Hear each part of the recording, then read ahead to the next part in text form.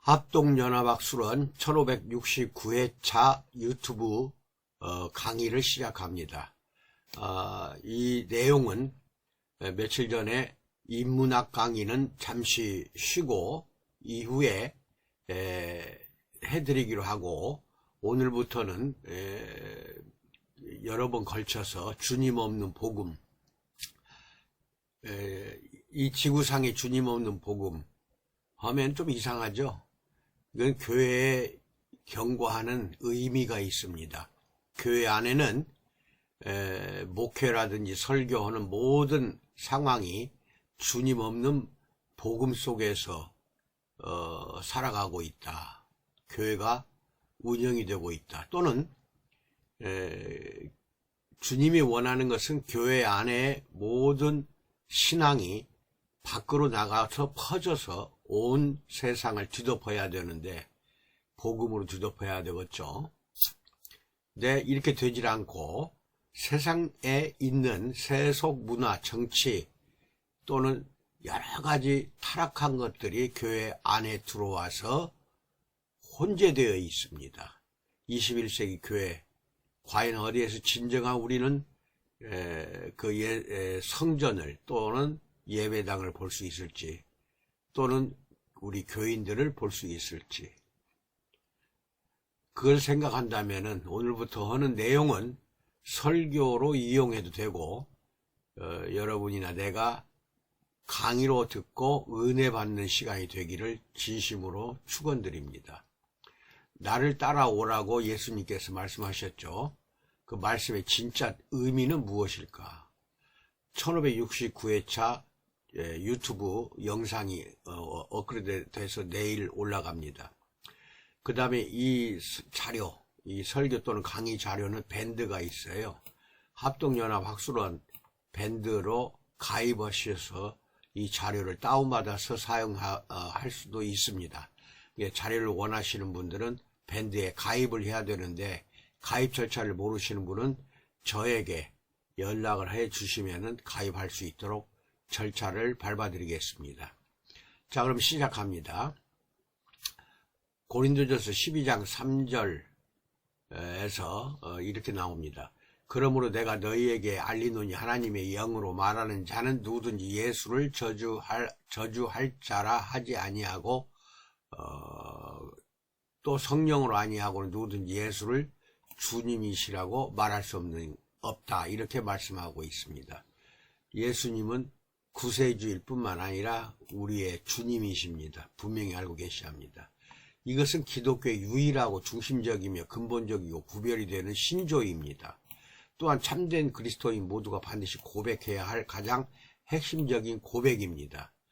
성령으로 하지 아니하고는 누구든지 예수님을 주시라고 할 수 없다. 그리고 하나님의 영으로 말한 자는 누구든지 예수를 저주할 자라 하지 않는다. 반드시 알고 계시고, 로마서 10장 9절에서는 내가 만일 내 입으로 예수를 주로 시인하고 구주가 아닌 구주가 아닌 주님으로 시인하며, 또 하나님께서 그를 죽은 자 가운데서 살리신 것을 내 마음에 믿으면, 마음이라고 그랬죠, 구원을 받으리라. 그러니까 입으로만, 입에 발린 소리라고 하는데, 나 예수 믿어요, 그러나 해서 구원받는 거 아니다 이겁니다. 마음으로 믿어야 됩니다. 온 영과 혼으로 내 몸 다 바쳐 믿어야 된다 하는 것을 잘 알고 계셔야 됩니다. 생활 방식과 가치, 체계, 언어, 태도로 주님이신 그리스도께 굴복하기를 완강히 거부하면서도 참된 그리스도인이 될 수 있다는 신념은 반박할 가치조차 없이, 이것은 완전히 사입입니다. 이런 생각은 초대교회 교부들에서 시작해서 개신교 종교 개혁 시대를 거쳐 그 후 최소한 3세기 반 동안, 350년 동안 나온 신뢰할 만한 기독교 교리서나 경건서에서는 찾아볼 수조차 없다는 것입니다. 불행한 일이죠. 현재 복음주의자들 사이에서 주권 없는 게 주권입니다. 우리 주 예수님이 우리의, 또 하나님이 우리의 주권을 가지고 있다. 주권, 주권 같은 의미로 생각하시기 바랍니다. 주제권 없는 구원 교리가 상당한 영향력을 미친다는 사실은 현대 복음주의 운동의 천박함과 영적 빈곤을 그대로 드러내고 있습니다. 또한 이는 의심할 나위 없이 복음주의 쇠퇴의 주 원인 중 하나입니다. 복음에서 그리스도의 주제권을 제거하면 반드시 신앙의 핵심이 훼손이 됩니다. 주제권을 제거하면은. 그러나 이것은 정확하게 오늘날 교회에서 일어나고 있는 일입니다. 예수님은 그의 가르침과 사역에서 늘 자신의 주제권을 중심에 두시고 가르치셨습니다. 이후 예수님의 설교에서 예수님의 지상사역과 삶을 조사하며 우리는 그 패턴을 분명히 보게 될 것입니다. 예수님은 주권적 주인, 주제권이죠. 주인으로서 자신의 권위를 선포하기를 주저하신 적이 없습니다. 그는 자신의 권위를 제자들과 대적들, 그리고 우연히 만나는 질문자들에게 똑같이 함께 동일하게 선포하셨습니다. 그는 자신이 무조건적 복종을 요구한다는 점을 이게 물러나질 않았어요. 무조건적 복종을 하라는 겁니다. 그러게 완화시키질 않았어요. 강하게 이야기를 합니다. 그러기에 예수님이 전한 참 복음은 그의 주제권과 분리될 수가 없습니다. 복음 자체가 자기를 따라오라는 예수님의 부르심은 그와 함께 다닐 조수가 되거나 자신의 기적을 보고 존경할 표한 사람이 되라는 부르심이 아닙니다. 기적 보고 믿으라는 게 아니에요. 그의 주제권에 남김없이 굴복하라는, 복종하라는 부르심이라는 것을 명심하시기 바랍니다. 여기에서 잘 알고 계셔야 될 게 주제권 또는 주권, 이걸 이제 주님이라고 합시다. 그런데 이제 구세주라는, 예수님 우리의 구세주라는 거, 이건 참 좋아해요. 왜? 우리를 십자가에 못 박힘으로써 구해 주었다. 그건 다들 인정을 하고 따릅니다. 그러나 주권이나 주제권을 이야기하고 무조건 굴복하라 하는 명령, 나를 따라오라 하는 명령에는 따라올 사람들이 과연 21세기 교인들 중에서 얼마나 있느냐 한심스러워요. 둘로스라는 단어의 뜻에 대해서 살펴봅니다. 영어 신약 성경에 대개 로드, L자가 대문자로 써졌어요. L자가 로드. 이렇게 번역된 표현을 헬라어 큐리오스를 번역한 것입니다. 똑같은 말이에요. 영어로 로드, 헬라 큐리오스. 그러니까 L자가 대문자로, 영어 성경 보면 소문자로 써지는 경우도 많아요. 소문자로 로드를. 근데 이렇게 L자가 써지면 하나님, 즉 주님을 말합니다. 이 단어는 권세와 소유권, 반론 불가능한 명령권을 가진 사람이다 이겁니다. 이와 거의 동의어로서 영어 신약 성경에서 때로 주로 번역된 헬라어 디스포트의 어원인 데스포테스가 또 있어요. 큐리오스도 헬라어, 데스포테스도 헬라어, 주로 번역해야 합니다. 이 단어는 부하들에 대해 절대적 권세를 지닌 통치자를 뜻합니다. 머레이 해리스 교수는 두 단어를 다음과 같이 구별했습니다. 분명히 데스포테스와 큐리오스는 의미가 많이 중복이 돼요. 둘 다 주, 로드, 이때 주라고 할 때에는 하나님이 아닌 그냥 주인을 때 주니까 L자를 소문자로 썼어요. 소문자. 그 다음 주인, 마스터. 이렇게 주나 마스터, 주인으로 번역할 수 있습니다. 만일 두 단어의 의미를 강조점을 기준으로 구별한다면 큐리오스는 주권적 주의고 데스포테스는 절대적 주의입니다. absolute lord. 그러니까 큐리오스는 주권적 주, sovereign lord. 데스포테스는 절대적 주, absolute lord가 될 것입니다. 이제 약간의 중복돼서 사용은 하지만은 약간의 차이가 있다. 큐리오스는 주권적인 주, 데스포테스는 절대적인 주.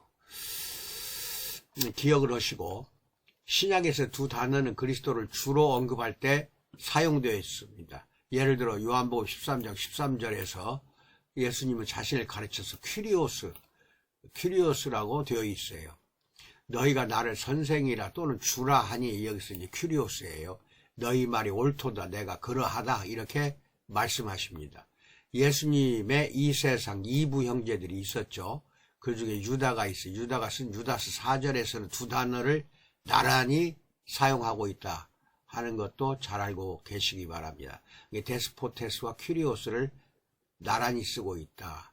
4절 유다서 이는 가만히 들어온 사람 몇이 있음이라. 그들은 옛적부터 이 판결을 받기로 미리 기록된 자니 경건하지 아니하여 우리 하나님의 은혜를 도리어 방탕한 것으로 바꾸고 홀로 하나이신 주제 데스포테스 곧 주 큐리오스 즉 예수 그리스도를 부인하는 자니라. 이렇게 나란히 쓰고 있죠. 주제 절대적인 주님 데스포테스 주제예요. 주 하면 큐리오스입니다.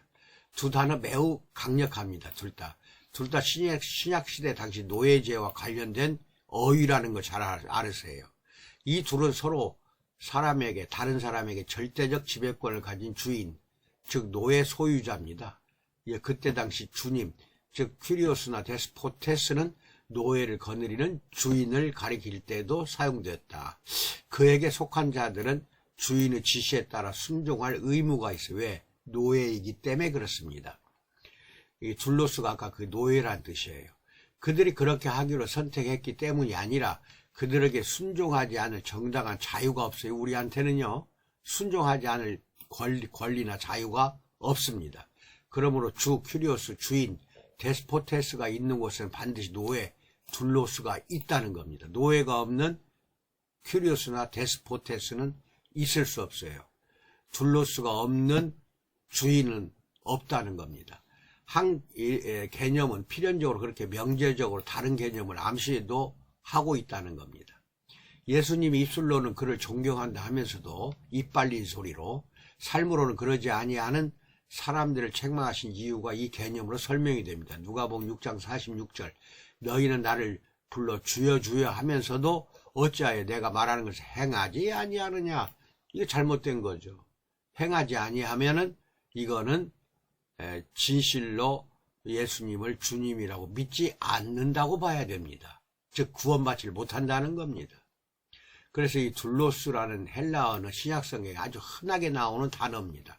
그 단어와 그 파생은 신약에 130번 이상 나옵니다. 흔히 참된 그리스도인이 된다는 것의 의미를 설명할 때 둘로스라는 단어를 약 130회 이상 사용되고 있다. 고린도전서 7장 22절로 23절에서 주 안에서 부르심을 받은 자는 종이라도 주께 속한 자유인이요. 이게 자유주인, 자유인이면서 노예이고 종이에요. 그와 같이 자유인으로 있을 때 부르심을 받은 자는 그리스도의 종이다 이 말입니다. 이게 자유인이면서 종이에요. 너희는 값으로 사신 것이니 사람들의 종이 되지 말라는 겁니다. 즉 예수님의 종이 돼야지 사람들의 종이 되지 말라. 이게 아주 엄명하는 겁니다. 지금도 교회 안에서 보면은 또 목회자들끼리도 상대방의 종처럼 그렇게 끌려다니거나 목사들끼리도 그렇게 끌고 다니는 그러한 경우가 많다. 이건 너무 잘못된 겁니다. 둘로스는 모호한 말이 아닙니다. 우리 문화와 육적 생각으로 불쾌하게 들리는 단어이지만 의미를 약화시키거나 회피해서는 안 되는 아주 구체적인 개념입니다. 둘로스는 가장 낮은 노예, 문자 그대로 한 주인의 소유가 된다는 뜻이고 주인이 합법적으로 임금을 주지 않고 일을 시킬 수 있는 사람을 말할 때 쓰는 주요 헬라어가 둘로스입니다. 이게 임금 받을 권리도 없어요. 먹여주고 재워주고 일만 시키는 거, 그 당시 노예입니다. 달리 말하자면 둘로스는 지위나 권리가 없어요. 노예이기 때문에. 키텔의 시약 용어 사전에 의하면 둘로스 어군의 단어는 다음과 같은 의미를 가집니다. 노예 신분이나 노예 신분에 상응하는 태도를 설명합니다. 그 의미는 매우 한결같고 자명해서 개별 단어의 예를 들거나 그 어군의 역사를 추적할 필요조차 없습니다. 동의어와 동의어군과의 구별은 여기서는 강조점이 항상 노예로 섬기는 것에 있습니다. 노예로. 그러므로 섬김을 행하는 사람이 선택할 문제가 아닙니다. 그냥 명령에 따르는 것이 그게 섬기는 겁니다. 좋든 싫든 해야만 하는 의무이지 권리가 아니에요. 그가 노예로서 외인의 의지, 곧 그의 소유자의 의지에 종속되어 있다 이겁니다. 즉 노예는 그의 주에게 의존되어 있다. 그게 둘로스예요. 우리는 예수님, 즉 하나님께 노예로 말하자면 소속되어서 매여 있다. 하지만은 하나님 안에서 자유인이다. 종이면서 자유인. 그렇게 알고 계시면 됩니다. 불행히도 영어 성경을 읽는 사람들은 둘로스라는 단어의 온전한 의미를 접하지 못하고 있습니다. 헬라어는 이렇게 철저히 두 개로 구분하고 있는데 오래전부터 그랬어요. 영어 성경. 그러면 영어 성경을 번역해서 만든 게 우리 한글 성경이기 때문에 한글 성경도 마찬가지입니다. 예부터 성경 번역자들이 이 단어의 문자적 의미를 완화, 즉 누그러뜨려서 사용하는 경향이 있어서 둘로스를 노예가 아닌 종이나 메인 종, 본드 서번트라고 번역했어요. 노예라고 번역해야 됩니다. 종이나 메인 종이 아니라 종이라고 되어 있는 신약 성경에는 전부 노예로 거꾸로 노예로 바꿔버려야 돼요. 이런 관행은 수백 년 전, 심지어 킹 제임스 역 이전까지 거슬러 올라갑니다. 청교도 시대의 주요 성경인 제네바 성경은 둘로스를 한결같이 종으로 번역했어요. 물론 당시에 별난 철자법으로 서번트, 이게 유자가 아니라 V입니다. 서번트로 표기했습니다. 머리 해리스는 주요 영어판 신약성경 20가지를 조사했는데 단 한 가지, 굿스피드라는 신약성경에서는 둘로스를 한결같이 노예로 번역을 하고 있어요. 이게 굿스피드 영어 성경에는 둘로스를 종이라고 하지 않고 노예로 번역했습니다. 이런 결과로 노예관습, 곧 인간 노예가 제도화된 곳에서 늘 발생하는 노예 학대를 우리 사회가 오래전부터 불편하게 여겨온 것에 반영이 분명합니다. 이게 이렇게 노예로 하면은 그렇게 미국 같은 경우는 흑인들을 데려다 노예로 부려먹었잖아요. 그러니까 노예로 번역하는 것보다는 완화시켜서 종이라고 번역해서 사용했다는 겁니다. 그렇지만 섬기는 상태, 서비스와 노예 상태, 슬레이버리, 노예는 슬레이버리라고 그래요. 이것은 실제로 같지 않아요. 그러기에 둘로스라는 표현의 온전한 의미가 영어 번역본에서 오랫동안 모호하게 된 것은 극히 유감스러운 일입니다. 이건 우리 한글 성경도 똑같습니다. 종을 의미하는 헬라어는 최소 6가지가 있는데 둘로스는 거기에 포함되질 않아요. 종에 포함되질 않아요. 노예라는 뜻이지 종이 아니에요. 예를 들어 디아코노스, 이 말은 집사라는 디아콘, 집사라는 말이 해서 나온 것이 디아코노스, 그걸 종들을 의미합니다. 오이케데스, 오이케테스는 집안의 종을 말하고, 파이스는 신부로 말하는 어린 소년을 가리키고, 휘페레테스, 보통 사역자로 번역하는데 민스터, 이런 것들은 문자적으로 큰 배의 아래층 갑반에서 노를 젓는 하층 종들을 가리킵니다. 레이투르코스도 사역자를 뜻하는데 이 단어는 종교적 의식들을 수행하는 사람을 말합니다. 히브리서 3장 5절에서 모세를 가리키는 단어 테라폰, 하나님의 온 집에서 종으로 써 신실하였고, 이것은 고차원의 섬김을 수행하는 품이 있는 종을 말합니다. 그 외에도 둘로스보다 훨씬 고상하고 존경할 만한 섬김을 나타내는 헬라어가 몇 가지 더 있습니다. 둘로스는 순전히 그리고 단순히 노예를 뜻합니다. 그 의미가 전혀 애매하거나 모호하지 않습니다. 개인의 자유와 권리가 없고 그저 다른 사람을 섬기기만 하는 존재, 돈 받고 섬기는 게 아닙니다. 그는 일종의 노예로서 인간의 자율권이 배제되어 타인의 자율권이 그 자신의 자율권보다 우선한다, 이런 뜻이에요. 그래서 노예랑 스스로 분별하여 섬기는 사람이 아니라 더 높은 권위자의 통제와 지시에 완전히 무조건적으로 복종하는 사람, 이게 둘로스이며 노예입니다. 자, 우리는 노예이지 종이 아닙니다. 우리는 하나님을 섬기는 모든 사람들은 하나님의 노예입니다. 예를 들어 마태복음 6장 24절, 예수님은 한 사람이 두 주인의 노예가 될 수 없다. 이건 이제 직역한 거예요. 한 사람이 두 주인의 노예가 될 수 없다. 이걸 뭐라고 번역했냐? 한 사람이 두 주인을 섬길 수 없다라고 번역했는데 원래는 노예가 될 수 없다. 두 주인의 노예가. 한 사람이 오직 하나님의 노예만 되는 겁니다. 그래서 대부분이 이렇게 번역한 두 주인을 섬길 수 없다, 이것보다 훨씬 강력한 말씀입니다. 여기서는 해리스가 지적하듯이 중요한 차이가 있다. 종은 다른 사람에게 섬김을 제공하지만 노예는 다른 사람의 소유입니다.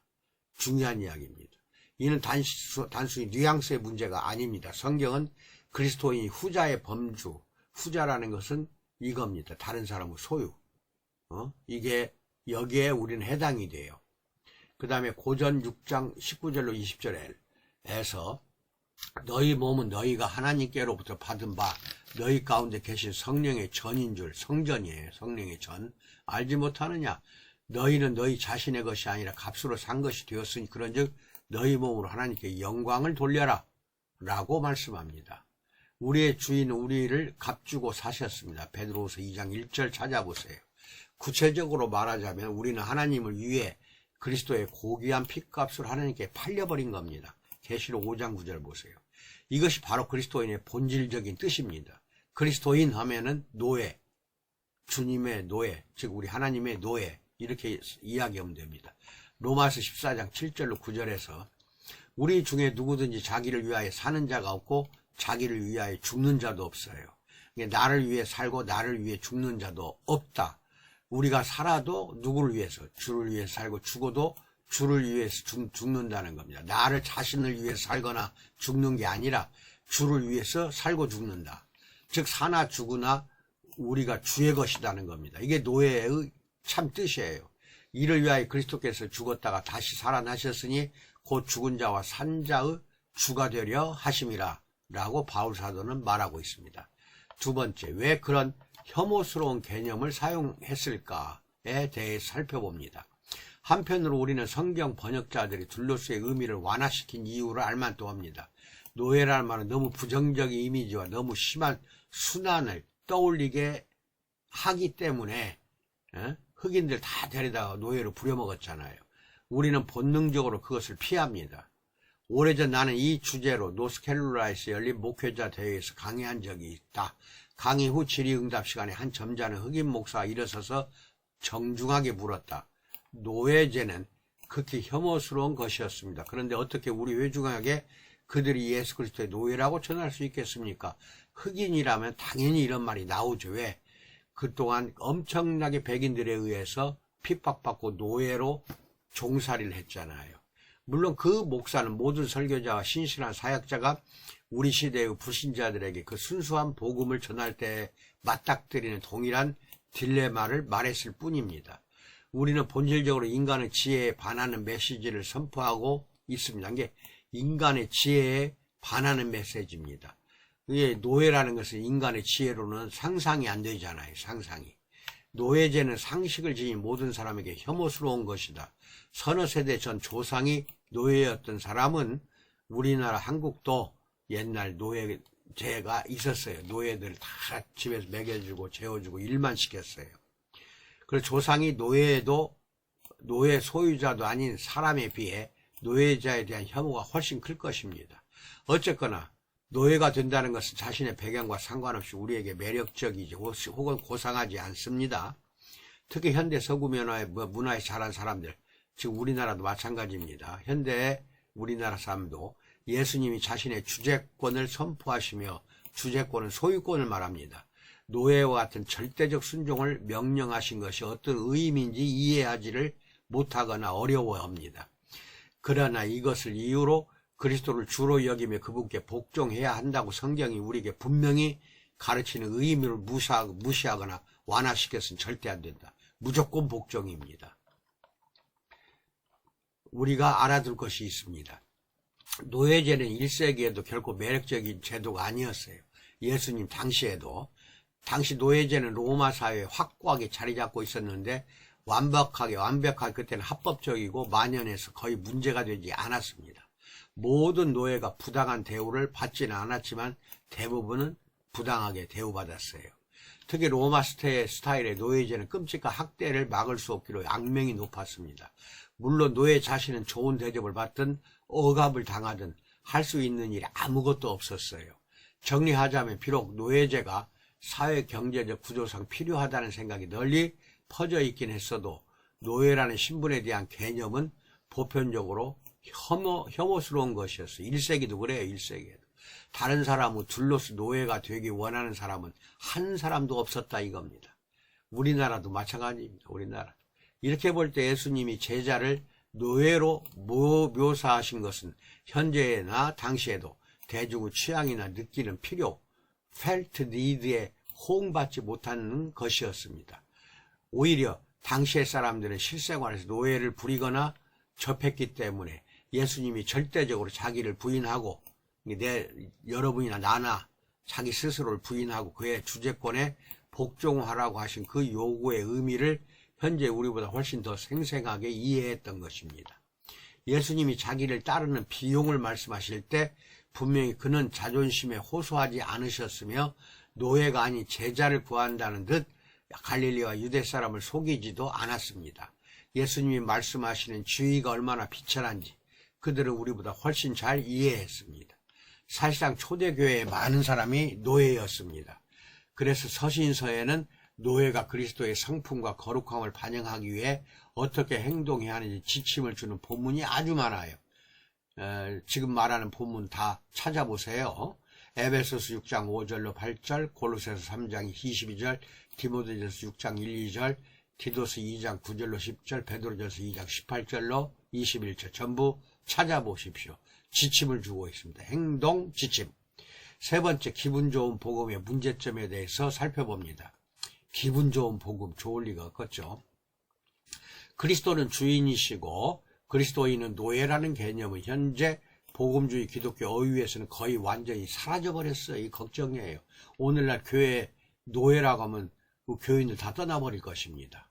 이제 노예라는 말은 정치적으로 옳지 못하고 나쁜 어감이 되어버렸어요.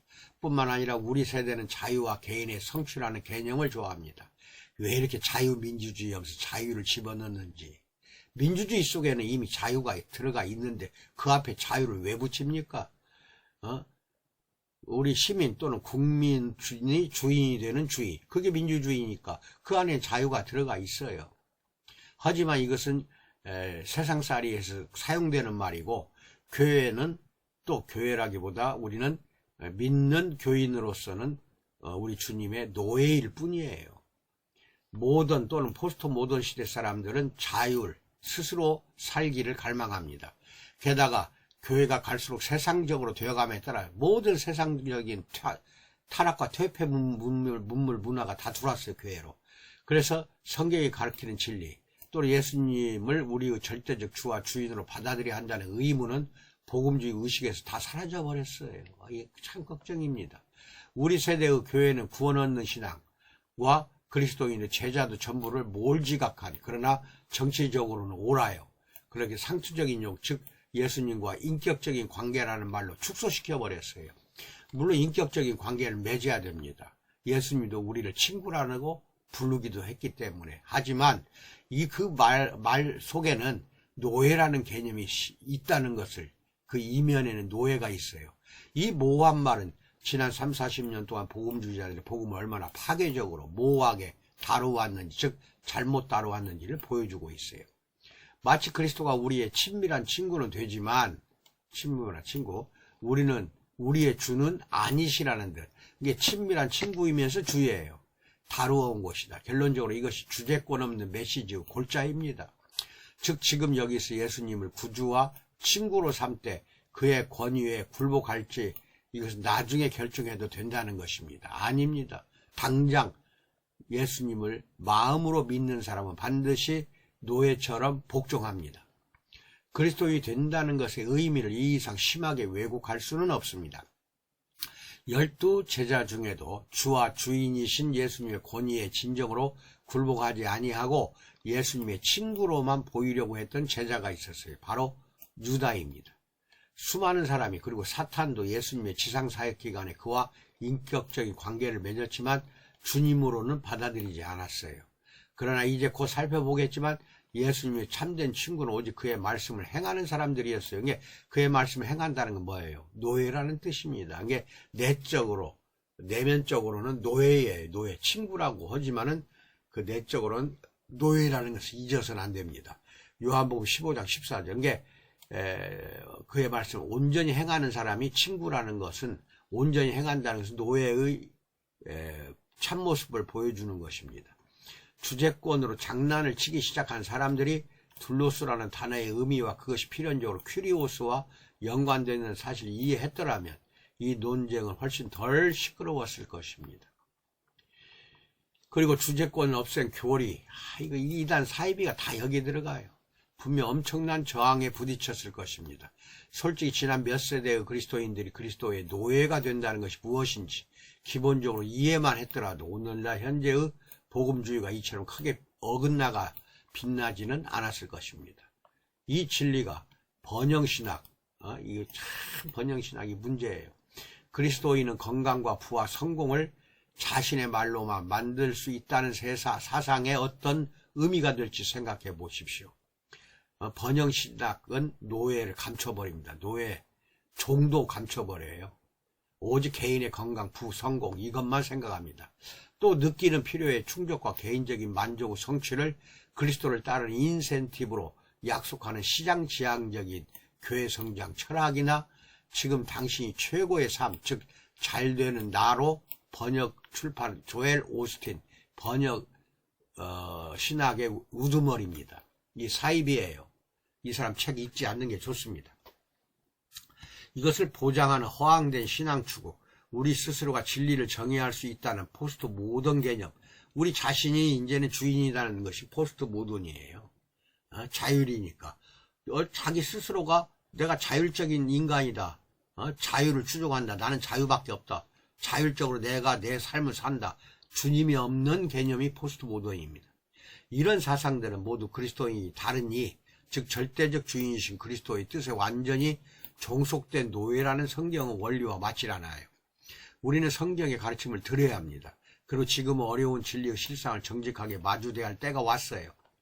그리스도의 노예는 진정한 제자도의 작은 부분 혹은 부차적인 특징이 아니라 전체입니다. 전체. 문자적으로는 해석할 필요가 없는 상징적인 혹은 예증적인 말이 아닙니다. 이 말은 정확하게 예수님이 자기를 따르는 자들과 반드시 가지실 인격적인 관계를 친히 규정하신 것이 둘러쓰이고 노예입니다. 요한복음 12장 26절 15장 20절 찾아보세요. 그리고 이 사실은 성경 신약 성경 전체에 걸쳐 강조가 되고 있고 신약의 몇몇 서신서 서두에서 여러 저자가 자신을 그리스도의 노예로 고백하는 것은 의미심장합니다. 로마서 1장 1절, 빌립보서 1장 1절, 디도서 1장 1절, 야고보서 1장 1절, 베드로서 1장 1절, 유다서 1장 1절, 계시록 1장 1절. 거기에 서두에서부터 노예로 고백합니다. 사도교회의 참된 신자는 누구나 이 진리를 완벽하게 그 당시 1세기의 사도교회 신자들은 이해를 하고 있었어요. 사도들이 모두 자신은 예수님의 노예라고 고백했다면 그들의 감독 아래에 있는 사람들도 분명히 그리스도의 노예가 되어야 했을 것이기 때문입니다. 사실 노예의 근본적인 특징들은 성경이 가장 강조하는 우리 구속의 특징이에요. 구원받음의 특징. 노예가 안 되면 구원 안 해주죠. 우리는 선택받았고 에베소서, 베드로전서, 값으로 사신바 되었으며 고린도전서, 우리 주인의 소유이며 로마서, 고린도전서, 디도서, 우리의 뜻과 통제 아래에 있고 사도행전, 로마서, 빌립보서, 삶의 모든 면에서 주인을 전적으로 의존합니다. 고린도후서, 빌립보서. 궁극적으로 우리는 하나님께 해명을 해야 하고 로마서, 심판을 받아 고린도후서, 징계나 상을 받는다. 히브리서, 고린도전서. 이것은 노예의 본질적인 요소들이고 기독교의 근본 핵심 원리, 근본 핵심 진리입니다. 네 번째, 예수님은 뭐라고 하시는가? 예수님은 친히 신약에서 노예 비유를 많이 사용해요. 자주 노예와 제자를 직접적으로 연관시킵니다. 예를 들어 마태복음 10장 24절로 25절에서 제자가 그 선생보다 또는 종이 그 상전보다 높지 못하나니 이 종을 다 노예로 번역했어야 돼요. 이 종으로 번역은 잘못된 것이라고 내가 말씀드렸죠. 노예가 되어야 됩니다. 그 다음에 제자가 그 선생 같고 종이 그 상전 같으면 조카도다. 집주인을 바알세불이라고 하였거든 하물며 그 집 사람들이랴 라고 말씀합니다. 예수님은 비유를 말씀하시면서 종종 노예를 제자의 상징으로 사용했다는 겁니다. 즉 예수님의 제자라고 여러분들은 나가서 이야기를 하죠. 노예라는 뜻이에요. 그 주인이 이르되 잘하였도다 착하고 충성된 종아, 이게 노예로 고치세요. 내가 적은 일에 충성하였으며 내가 많은 것을 내게 맡기리니 내 주인의 즐거움에 참여할지이다. 마태복음 25장 21절. 하여튼 종으로 잘못 번역해가지고 지금까지 노예로 번역해야 합니다. 예수님은 항상 참된 제자를 그런 말로 묘사하셨는데 그 메시지가 세상에 마음을 둔 죄인에게 매력적으로 들리게끔 하려는 노력을 전혀 하지 않았어요. 아주 그냥 반발이 나올 정도로 강력하게 강조를 하고 명령하셨습니다. 예수님의 설교와 사적인 강론은 모두 어떤 꾸밈도 없고 직설적입니다. 예수님은 제자도에 따른 대가를 말씀하시며 조금도 강도를 낮추거나 단순화하거나 얼버무리거나 가볍게 말하거나 완화시키거나 대충 말하거나 부드러운 말로 포장하지를 않았다는 뜻입니다. 직설적으로 노예라고 했어요. 예수님은 단지 먹을 것과 기적을 위해 따르는 사람들에게 어떤 격려의 말씀을 조금도 하지 않으셨어요. 사실 그런 사람들을 포기하게 하려는 온갖 일을 했어요. 요한복음 6장입니다. 오직 자기 죄로 인해 아파하는 사람, 자신의 절망적인 상황을 이해하는 사람, 그래서 다른 모든 것을 버리고 그의 제자가 되기 원하는 상한 마음을 가진 사람들만 부르셨어요. 누가복음 참고하세요. 그를 따르려면 어떤 대가를 치러야 하는지 설명을 건너뛰지 않았어요. 그리고 오늘날 일부 교회 지도자들이 옹호하는 것과는 반대로 이미 신자가 된 사람들에게 가혹한 말씀을 삼가하지 않고 막 엄격하게 강조를 했어요. 회심하지 않은 무리에게도 누가복음 어디든 주를 따를 준비가 되었다고 주장하는 제자 후보생들에게나 동일하게 말씀했다. 때로는 가능한 한 많은 구도자를 돌려보내려는 듯이 말씀했어요. 다 떨어져 나가라는 것이죠. 오늘날 교회 우리 목회자들이 그렇게 강조하면은 교회 안에 한 사람도 남아있지 않을 겁니다. 실제로도 단순한 호기심과 반마음, 이게 하프하티드, 이게 마음을 반절은 세상에, 반절은 주님에게, 이게 반마음이에요. 따르는 사람들의 무리를 돌려보냈어요. 요한복음 잘 보세요. 예수님은 사람들에게 완전한 자기 부인을 요구했어요. 너는 너 소유가 없다는 것이 자기 부인이에요. 그들에게 명시적인 순종만 요구했어요. 예수님을 위해 죽을 준비를 하라고도 가르쳤어요. 가족과 친구, 개인 계획, 야망을 비롯한 이 세상의 다른 모든 것을 포함해 그들의 모든 정상적인 우선순위를 포기하라. 그리고 모든 걸 포기하고 자기 자신을 부인하고 예수님을 따르라. 그들의 삶은 모두 분명히 그리고 돌이킬 수 없이 예수님의 권위 아래에 있어야만 합니다. 이것이 그의 예수님의 요구 조건이에요. 그래서 다른 조건을 고집하는 제자 후보생들 언제나 거부당했어요. 내보내버렸다는 뜻이에요. 노예이지만 친구였다. 5번째. 절대적 순종에 대한 가장 핵심적인 본문은 간단히 언급한 요한복음 15장 14, 15절입니다.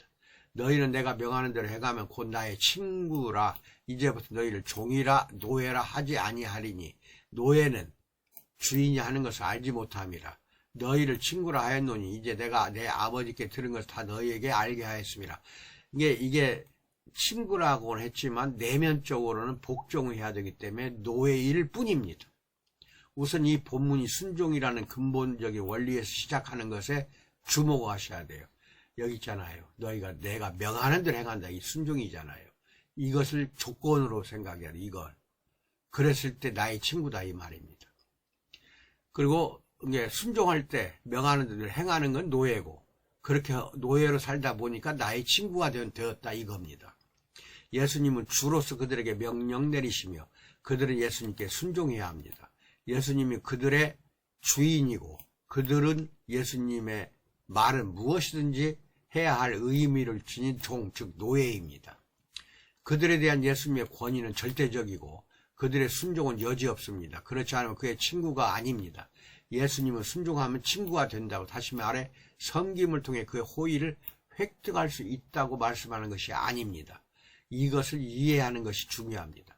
예수님은 그렇지만 순종이 그의 친구가 누구인지 보여준 유일한 증거라는 뜻이에요. 아, 네가 예수님의 말씀에 순종한다. 그런다면은 그 순종하는 것을 증거가 된다. 네가 나의 친구라는 것을 보여주었다 이겁니다. 순종하는 것을 보고 증거가 되는 거죠. 주님의 계명에 대한 무조건적인 순종은 주님을 향해 진정한 사랑에 기대되며 또 필요로 하는 자연스러운 열매입니다. 순종이 열매예요. 그러므로 순종은 진정으로 구원을 얻는 믿음의 숨길 수 없는 표시입니다. 다시 말하자면 여기서 추론되는 사실은 예수님의 말씀을 행하지 않는 사람 절대로 그의 친구가 아니라는 겁니다. 구원받지 못한 거지 이거는요. 떨어져 나가니까 포도나무에서 가지가 떨어져 나가듯이 떨어져 나간 겁니다. 그래 친구가 아니라는 것을 떨어져 나갔다. 즉 예수님은 주인과 노예의 관계를 최대한 분명하게 설명합니다. 그렇다면 예수님 왜 이제부터 너희를 종이라 하지 아니하리니 너희를 친구라 하였노니 라고 말씀했을까요? 그들의 관계가 이제는 권위와 복종에 의해 지배되는 주인 노예의 관계가 아니라 친구 사이처럼 친밀한 인격적인 동료 관계라고 말씀하시는 것일까요? 이 부분의 말씀은 노예 비유 전체를 부정하는 것 같습니다. 그러나 전혀 그렇지 않습니다. 문맥을 봅시다. 먼저 예수님 분명하게 자신이 그들을 노예로 불렀다고 밝히십니다. 이것이 그들의 정확한 신분입니다. 우리 신분은 노예예요. 예수님 그들에게 이론은 여지없는 큐리오스 주님이시기 때문입니다. 그 관계는 정의상 변할 수가 없어요. 그래서 15절에서 예수님은 단순하게 그들이 자신의 노예이면서도 동시에 친구라고 말씀하십니다.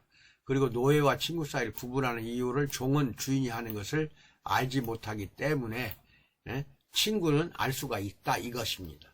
다시 말해서 노예의 순종은 무조건적이고 망설임이 없다. 그러니까 주인이 하는 것을 모르는 게 대부분이에요. 주인에게 설명이나 이유를 요구할 권리가 없다는 겁니다. 이해가 되든 안 되든 무조건 순종해야 합니다. 그러나 예수님은 제자들에게 아무것도 비밀로 하지 않았어요. 그들에게 자신의 의도를 모두 알려주셨는데 내가 아버지께 들은 것을 너희에게 알게 하였습니다. 친구이기 때문에 그렇습니다. 그러므로 제자들은 예수님에게 단순한 노예 이상이더라 이겁니다. 그들은 예수님의 생각과 의도를 공유하는 친구도 되었다. 고린도전서. 이와 비슷하게 통치자들은 누구나 자신의 신학 가운데 친구가 있어서 개인적인 일을 드러낼 수 있었어요. 옛날에 다 그랬어요. 친구한테는 왕도 다 드러냈다 이겁니다.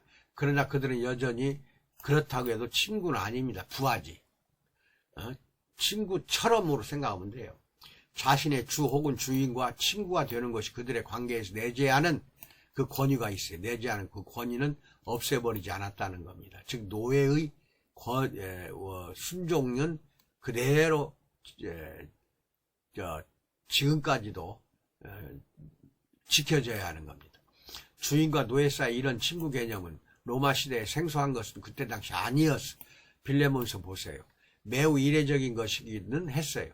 노예와 주인 사이의 긴장, 당은 대체로 적대감으로 채워졌습니다. 머레 해리스 노예를 많이 소유한 사람은 대적도 많다라는 라틴 속담을 인용했던 겁니다. 예수님은 제자들을 친밀한 친구 그룹에 넣음으로써 이 긴장을 완전히 해소하셨어요. 자신의 노예에 대한 사랑으로 그들을 자신의 친구로 삼으신 겁니다. 사랑은 상호적이지만 신분은 그렇지 않아요. 여전히 예수님은 그들의 주이시고 그들도 여전히 그의 둘로서 노예입니다.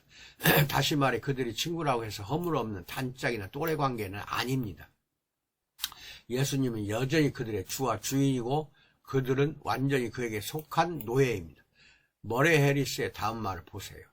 비록 예수님은 그분께 순종하는 제자들을 친구라고 불렀지만 그렇다고 그들이 예수님을 친구로 부를 자격을 얻은 것은 아니에요. 예수님은 우리를 친구로 여겼지만 우리는 예수님에게 어이 친구야 이렇게 부를 수가 없다는 겁니다. 구약에서 아브라함은 하나님의 친구로 불렸어요. 역대하 이사야에서 찾아보세요. 그러나 야고보는 하나님은 아브라함의 친구라 불렸다라고 하지 않고 그는 즉 아브라함은 하나님의 친구로 불렸다라고 야고보서를 보시면 잘 나와 있어요. 하나님은 아브라함의 친구 이렇게 하지 않고 아브라함이 하나님의 친구로 불려졌다 이것입니다. 물론 이것은 하나님 혹은 예수님이 친구와 같지 않다는 말이 아니라 두 분 다 우리에게 친구처럼 편한 동료 관계가 아닌 여전히 순종해야 할 주로 남아 계신다는 말입니다. 잘 구분하세요. 그러므로 제자는 친구로서 그들의 주인과 사랑으로 관계를 맺고 있지만 여전히 순종을 특징으로 드러내놓고 나타내야 하는 노예입니다. 이것은 그리스도가 아버지의 사랑을 받지만 그의 노예인 것과 정확히 맞아요. 즉 예수님은 하나님의 사랑을 받고 있지만 노예인 것과 정확히 같다. 예수님의 아버지의 뜻에 완전히 그리고 무조건적으로 순종했잖아요. 우리가 그것을 보고 따르도록 제시된 순종의 유형입니다.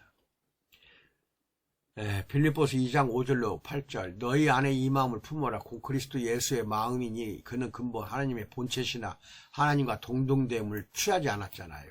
여기지 않으시고 오히려 자기를 비워 종의 형체, 노예의 형체를 가지사 사람들과 같이 되시고 사람의 모양으로 나타나서 자기를 낮추시고 죽기까지 복종했다.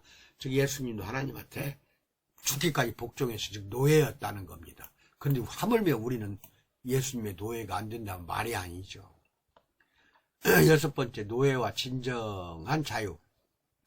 바로 이해한다면 복음은 노예로서의 초청입니다. 그 아름다움, 우리 하나님의 그 주신 복음, 이건 노예로서의 초청이 복음이에요. 사람들에게 그리스도를 믿으라고 할 때 우리는 예수님이 하셨던 것과 똑같이 그 사실을 강조해야 됩니다. 지금부터 강조하세요. 교인들 물론 떨어져 나갈 사람 많을 겁니다. 복음은 한편으로 죄의 포로된 자에게 해방을, 죄의 권세라는 굴레에 짓눌린 자에게 자유를 선포하지만 다른 한편으로는 완전히 다른 종류의 노예로 소환하고 있어요. 여기서 보면 베드로전 로마서 6장 18절 죄로부터 해방되어 의에게 종이 돼야 돼요. 의의 종. 베드로는 너희는 자유가 있으나 그 자유로 악을 가리는 데 쓰지 말고 오직 하나님을 종과 같이 하라.